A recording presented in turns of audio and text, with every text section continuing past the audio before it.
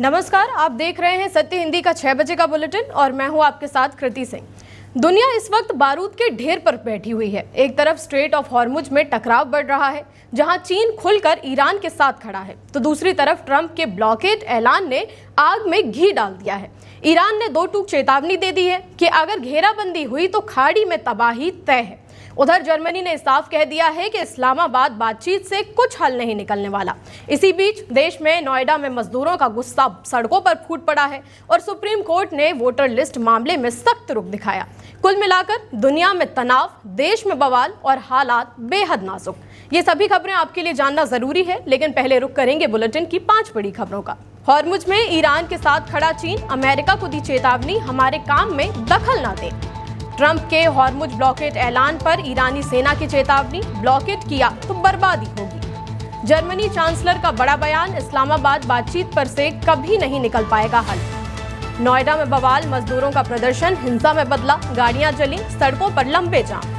Bengal SIR में हटाए गए वोटर नहीं डाल पाएंगे वोट, सुप्रीम कोर्ट ने नहीं दी राहत। मिडिल ईस्ट में बढ़ते तनाव के बीच चीन ने अब खुलकर ईरान का साथ देने का मन बना लिया है। चीन के रक्षा मंत्री एडमिरल डोंग जून ने साफ कहा है कि वो हॉर्मुज की खाड़ी पर पूरी नजर रखे हुए हैं। उन्होंने बताया कि चीन के जहाज इस रास्ते से बिना किसी डर के आ जा रहे हैं। चीन का मानना है कि दुनिया भर की ऊर्जा सप्लाई के लिए यह समुद्री रास्ता बेहद जरूरी है।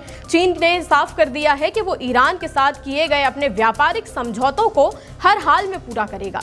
एडमिरल डोंग ने दूसरे देशों को चेतावनी देते हुए कहा कि कोई भी हमारे निजी मामलों में टांग ना अड़ाए। चीन का ये बयान ईरान की स्थिति को और मजबूत करता है, क्योंकि हॉर्मुज पर अब भी ईरान का ही दबदबा है। अमेरिका के राष्ट्रपति डोनाल्ड ट्रंप ने ऐलान कर दिया है कि 13 अप्रैल सुबह 10 बजे से अमेरिका ईरान के बंदरगाहों को ब्लॉकेट कर देगा। ट्रंप ने अपने सोशल मीडिया पोस्ट में साफ लिखा, ईरान के पोर्ट में आने जाने वाले जहाजों को रोका जाएगा।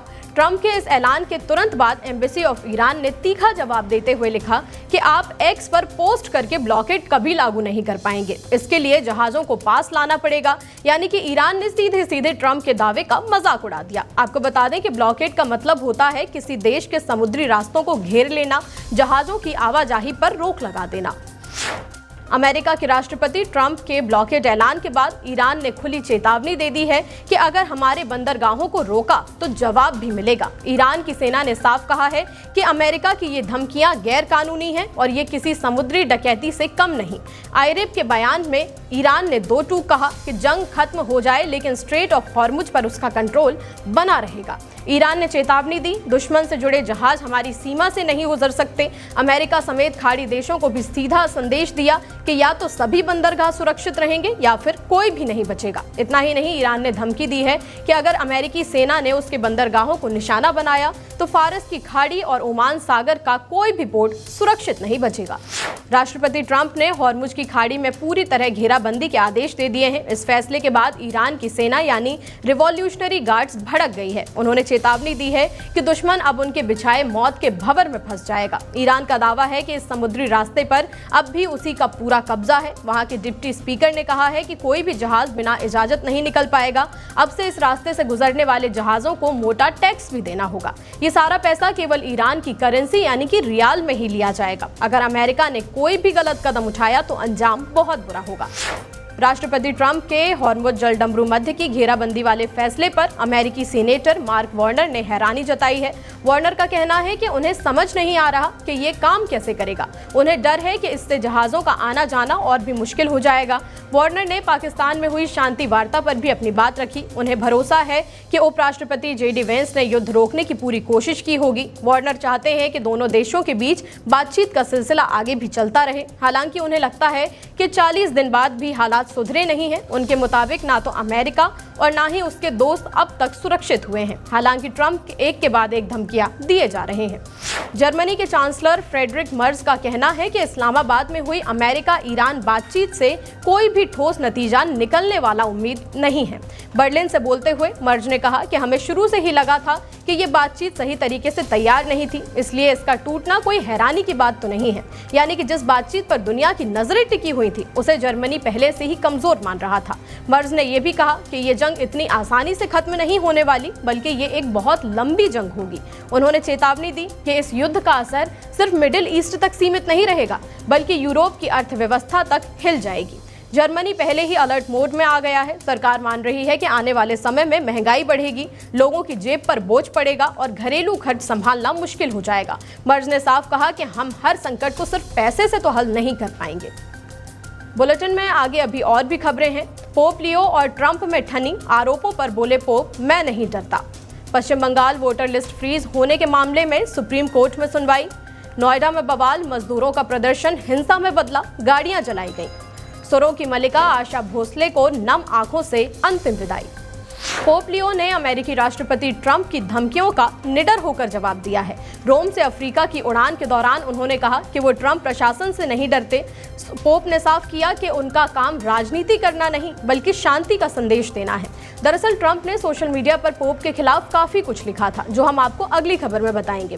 इसी का जवाब देते हुए पोप बोले कि वो सच बोलने से कभी पीछे नहीं हटेंगे। उन्होंने कहा कि जंग की निंदा करना किसी पर हमला करना नहीं होता, वे अंतर्राष्ट्रीय नियमों का सम्मान करना और शांति बनाए रखना जरूरी समझते हैं। पोप के मुताबिक चर्च का मकसद दुनिया में भाईचारा और प्रेम फैलाना है, इसीलिए वो किसी भी दबाव में आए बिना अपना काम जारी रखेंगे।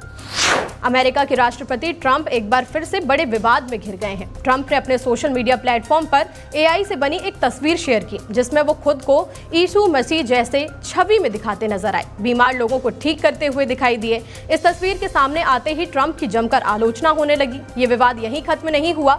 ट्रंप ने सीधे सीधे पोप लियो पर भी हमला बोल दिया। उन्होंने पोप को कमजोर, विदेश नीति में खराब और रेडिकल लेफ्ट का करीबी तक कह डाला। ये टकराव खासतौर पर ईरान युद्ध और इमिग्रेशन मुद्दे को लेकर बढ़ा है, जहां पोप शांति की अपील कर रहे हैं और ट्रंप आक्रामक रुख में है। ट्रंप ने एक और चौंकाने वाला दावा किया कि अगर मैं व्हाइट हाउस में नहीं होता तो पोप वेटिकन में नहीं होते। ट्रंप के इशू वाले एआई फोटो को लेकर लोगों ने धार्मिक भावनाओं से खिलवाड़ का भी आरोप लगाया।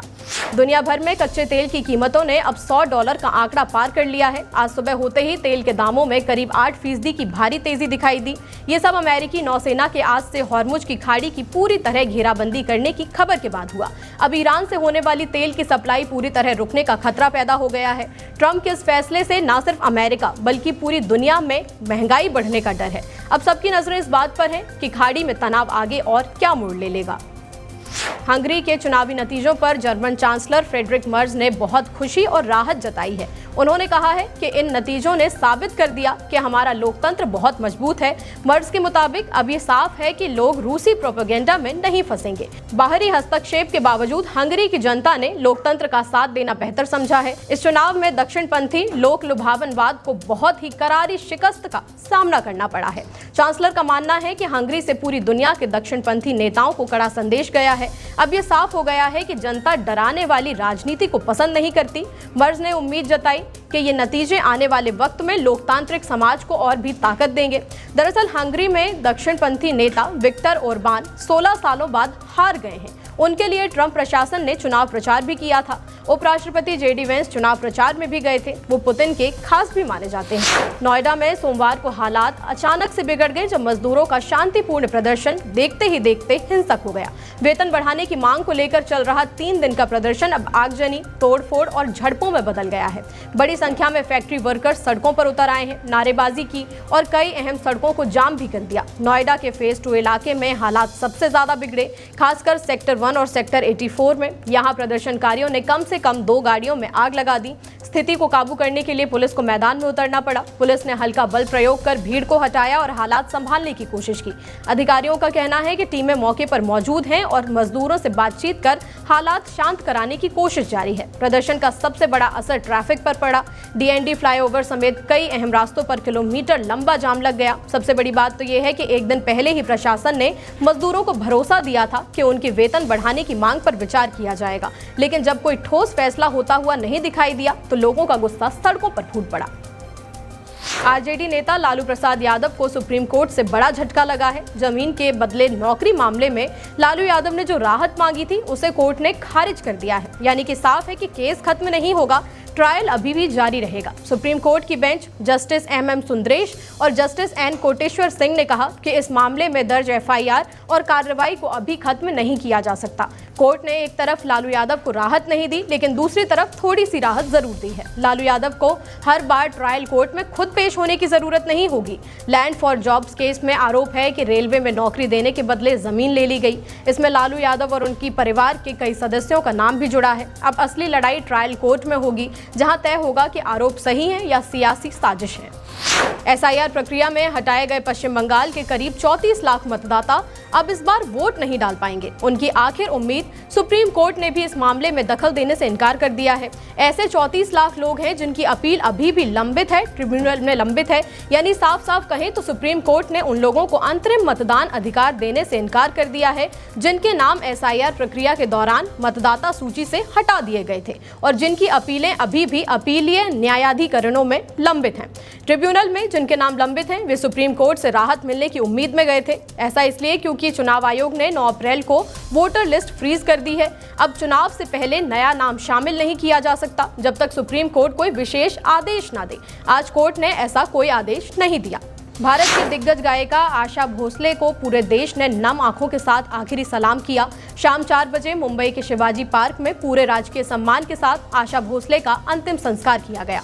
मुंबई में उनके घर पर जब उनका पार्थिव शरीर तिरंगे में लिपटा देखा गया तो हर आने वाले शख्स को भावुक महसूस हुआ। रविवार को 92 साल की उम्र में उनका निधन हुआ और आज उनके घर के बाहर फैंस, फिल्म इंडस्ट्री के सितारे और बड़े बड़े नेता श्रद्धांजलि देने के लिए पहुंचे। माहौल पूरी तरह गमगीन रहा, चारों तरफ सन्नाटा और आंखों में आंसू। फिलहाल के लिए 6 बजे के बुलेटिन में इतना ही। 8 बजे फिर से हाजिर होंगे नए अपडेट्स के साथ। लेकिन अगर आपको हमारे वीडियोस पसंद आ रहे हो तो वीडियोस को लाइक, कमेंट के साथ शेयर भी करें। अगर आप हमारे चैनल सत्य हिंदी के साथ जुड़ना चाहते हैं तो आप मेंबरशिप भी ले सकते हैं। सब्सक्राइब बटन के एक तरफ ही आपको मेंबरशिप का बटन भी मिल जाएगा, जहां आपको इसकी पूरी जानकारी भी मिल जाएगी। फिलहाल के लिए इतना ही। नमस्कार।